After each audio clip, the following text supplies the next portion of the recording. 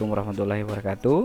Pada kesempatan ini saya akan menerangkan mengenai korelasi Pearson Product Moment ya. Apa itu korelasi Pearson Product Moment ya? Jadi korelasi ini sebenarnya ada beberapa jenis ya. Ada yang namanya korelasi Pearson Product Moment. Ini khusus untuk data kontinu ya. Skala ukurnya interval rasio dan dia memenuhi asumsi normalitas. Kemudian ada lagi yang namanya korelasi Spearman ya, untuk korelasi antara dua variabel yang skala ukurnya ordinal. Kemudian kalau skala ukurnya nominal bisa menggunakan koefisien kontingensi ya. Jadi korelasi Pearson Product Moment merupakan suatu ukuran derajat hubungan antara dua variabel numerik ya, atau variabel kontinu ya. Skalanya interval rasio. Statistiknya, lambang statistik dari korelasi Pearson Product Moment lambangnya adalah R ya. Asumsinya adalah bahwa kedua variabel harus berdistribusi normal ya. Dan korelasi itu dapat bernilai min 1 sampai 1 ya. Kemudian dari nilai ya min 1 sampai 1 itu bisa dipisahkan lagi menjadi korelasi positif dan korelasi negatif. Korelasi positif adalah korelasi yang bernilai antara 0 sampai 1. Sedangkan korelasi negatif itu nilai korelasinya adalah dari min 1 sampai 0, seperti itu ya. Apa itu korelasi positif? Korelasi positif itu berarti apabila satu variabel ya mengalami peningkatan nilai ya, maka variabel yang lain juga mengalami peningkatan nilai. Sedangkan kalau korelasi negatif itu bermakna bahwa apabila satu variabel mengalami peningkatan, variabel lain mengalami penurunan ataupun sebaliknya. Nah, tingkat hubungan ya atau derajat hubungannya itu bisa dilihat pada tabel ini interpretasinya. Jadi kalau korelasi bernilai dari 0 sampai 0,199 kita sebut sebagai korelasi sangat rendah. Kalau korelasinya 0,2 sampai 0,399 itu sangat rendah. Sampai lah di 0,80 sampai 1 itu sangat kuat, seperti itu. Nah, statistik korelasi Pearson Product Moment itu dapat dihitung menggunakan rumus SXY, itu adalah covariance ya. Covariance antara variabel X dan Y dibagi dengan akar varians X dikali dengan akar varians Y, atau secara sederhananya adalah R sama dengan N. N itu adalah banyaknya sampelnya ya, atau banyaknya percobaan. N dikali sigma XY ya. Sigma XY itu berarti adalah total dari perkiraan X dengan Y pada masing-masing percobaan dikurang sigma X dikali sigma Y, atau total dari variabel X dikali dengan total variabel Y ya. Kemudian di sini ada lagi sigma X kuadrat ya. Ini bermakna bahwa si variabel X nya dikuadratkan ya. Kalau yang ini sigma X kuadrat artinya total X nya dijumlahkan dulu baru dikuadratkan. Begitu juga dengan Y nya, seperti itu ya. Nah, korelasi itu ada yang signifikan, ada yang tidak signifikan. Jadi walaupun dia punya nilai, tetapi nanti dilanjutkan diuji signifikansi, apakah signifikan atau tidak, seperti itu. Nah, untuk melakukan ujinya H0-nya adalah V sama dengan 0 ya. Ini adalah parameter populasi ya. Parameter populasi nih. Rupanya apa di lambangnya? Rho ini rho ya. Rho sama dengan 0. Itu adalah parameter dari populasi, parameter korelasi untuk populasi ya. Sedangkan hipotesis alternatifnya adalah rho tidak sama dengan 0 ya. UJT-nya adalah T sama dengan R dikali akar N-2 dibagi 1 min R kuadrat. Berarti prosesnya adalah kita cari korelasinya dulu ya. Statik teoritisnya adalah di sini dua pihak ya. Jadi T alfa per 2 dB ya, dB itu adalah derajat bebas, yaitu N dikurang 2 ya. N tadi adalah banyaknya percobaan. Kriterianya adalah kita menolak H0 jika T hitung lebih besar daripada T tabel, atau kita bisa menggunakan pendekatan P value ya. Tolak H0 jika P value lebih kecil daripada taraf kesalahan atau alfa ya. Nah, untuk menghitung korelasi ini akan lebih menjamin ya hasil akhirnya ya, segi hitung-hitung ya, meminimalisasi human error ya, kesalahan manusia, bisa menggunakan aplikasi ya. Nah, aplikasi SPSS atau R ya. Nah, biasanya yang lebih mudah kita menggunakan p-value nanti untuk melakukan penarikan kesimpulan. Oke. Ini scatter plot ya, itu adalah suatu bentuk visualisasi ya. Jadi dari scatter plot ini kita bisa mengidentifikasi, kita bisa memprediksi kira-kira kedua variabelnya nanti berkorelasi signifikan atau tidak, seperti itu ya. Nah, jadi kalau kita lihat di sini, nah kalau seperti ini pasti korelasinya kuat ya.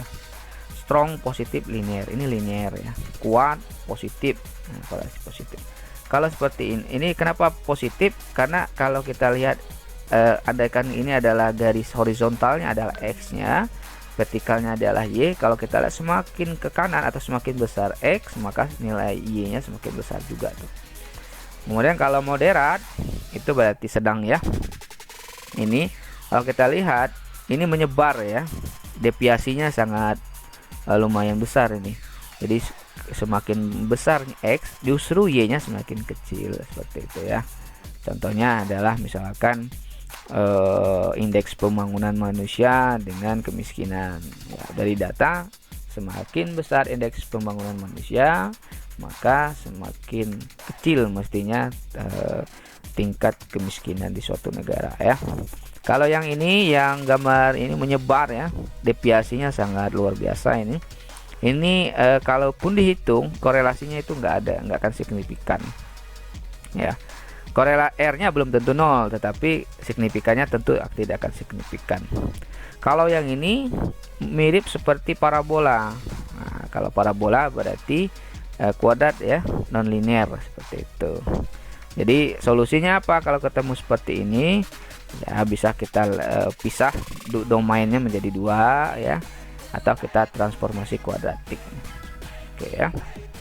Contoh kasus ya. Misalkan kita sedang menguji hubungan pengaruh kadar hiperglikemi terhadap stres oksidatif. Ini data dummy ya, data palsu ya, data buatan. Nah, biasanya dilihat ya pengaruh ya, biasanya X mempengaruhi Y, seperti itu. Jadi X-nya di sini adalah kadar hiperglikemi ya, Y-nya adalah stres oksidatif ya. Ini nih, saya lagi data dummy ini. Nah, jadi untuk menghitung manual ya, maka kita bisa membuat tabel bantuan seperti ini ya. Hipotesisnya adalah, kita mulai hipotesis dulu ya, tidak ada pengaruh signifikan kadar hiperglikemi terhadap stres oksidatif. Sementara alternatifnya adalah ada pengaruh signifikan kadar hiperglikemi terhadap stres oksidatif. Taraf kesalahannya kita buat 5% ya. Kemudian statistik yang perlu kita hitung adalah R dengan T. Nah, tabel ini adalah tabel bantuan untuk menghitung R ya, menghitung R di sini. Jadi di sini ada sigma XI kuadrat, nilainya 213,7 di sini ya, totalin.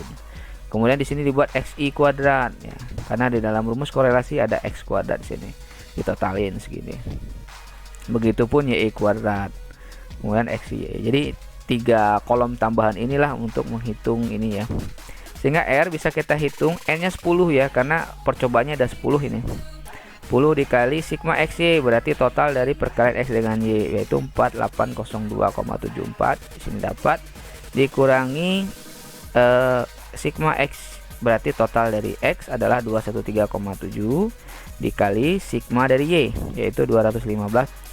Selanjutnya akar dari N ya, N nya 10 tadi ya, dikali total dari sigma XI kuadrat, berarti yang ini ya 4780,89 dikurang total dari X dikuadratkan, yaitu 213,7 kuadrat dikali N 10 sigma YI kuadrat, berarti adalah 4852,45 dikurang sigma dari X kuadrat Y ya, Y kuadrat, berarti 215 kuadrat. Sehingga kalau dihitung menggunakan kalkulator ya, bisa juga menggunakan Excel, hasilnya adalah 0,9340.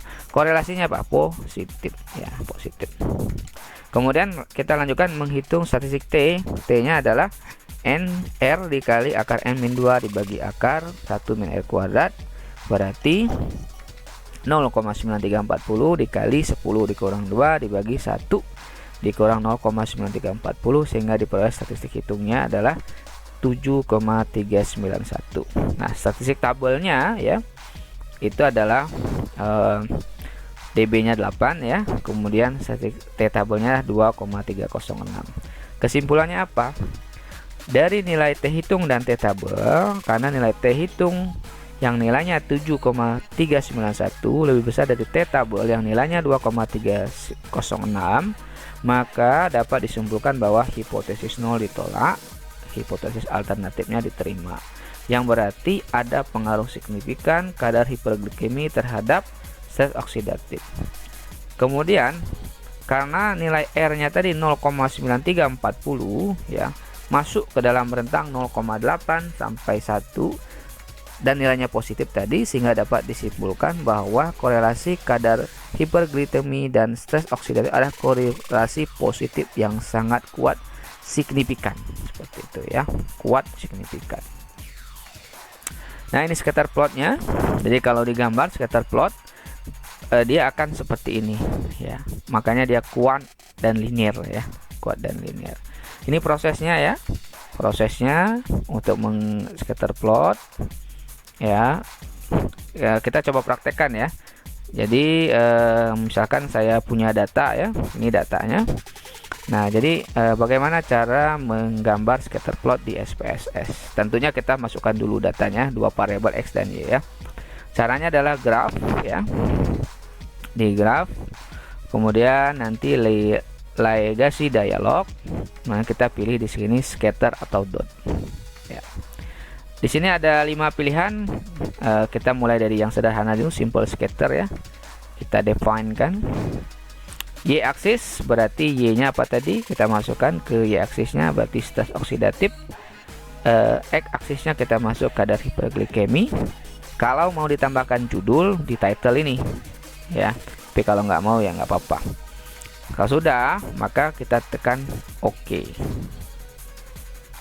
ya, dan output yang keluar nanti adalah berupa graph scatter plot ya. Oke, tunggu proses ya. Ini saya menggunakan SPSS versi 20 ya, seperti ini ya. Jadi kalau kita lihat ini memang linear ya, konsisten dengan apa yang kita peroleh dari analisis tadi ya. Ini untuk menggambar scatter plot. Nah, sekarang bagaimana cara melakukan analisis korelasi present product moment menggunakan SPSS? Caranya adalah analyze ya. Kemudian di sini ada korelasi ya, korelasi. Nah, di sini bivariat ya. Korelasi bivariat artinya dua variabel. Kita masukkan saja di sini dua-duanya. Kemudian di sini ada Pearson ya. Jadi karena Pearson ya, nanti ada Spearman ya, Spearman untuk yang ordinal ya. Signifikannya dua pihak aja di sini. Ya. Maka kalau kita tekan OK, nanti akan keluar output seperti ini ya. Di sini apa? Kalau kita lihat kadar hiperglikemi dengan kadar hiperglikemi tentu korelasinya satu ya. Karena dirinya dengan dirinya sendiri gitu ya. Sedangkan kadar hiperglikemi dengan stres oksidatif, di sini korelasi present product momennya R-nya adalah 0,934 konsisten dengan hitung manual tadi. Kemudian P value-nya itu 0,000, lebih kecil daripada alfa 5% atau 0,05, sehingga dapat disimpulkan bahwa signifikan kadar hiperglikemi terhadap stres oksidatif. Oke, ini materi tentang korelasi ya, korelasi Pearson product moment. Silakan nanti bisa dipraktekkan ya. Mudah-mudahan apa yang saya terangkan ini dapat menjadi bahan ya bagi kawan-kawan yang sedang riset atau yang sedang mempelajari tentang korelasi Pearson product moment. Oke, sekian, terima kasih. Assalamualaikum warahmatullahi wabarakatuh.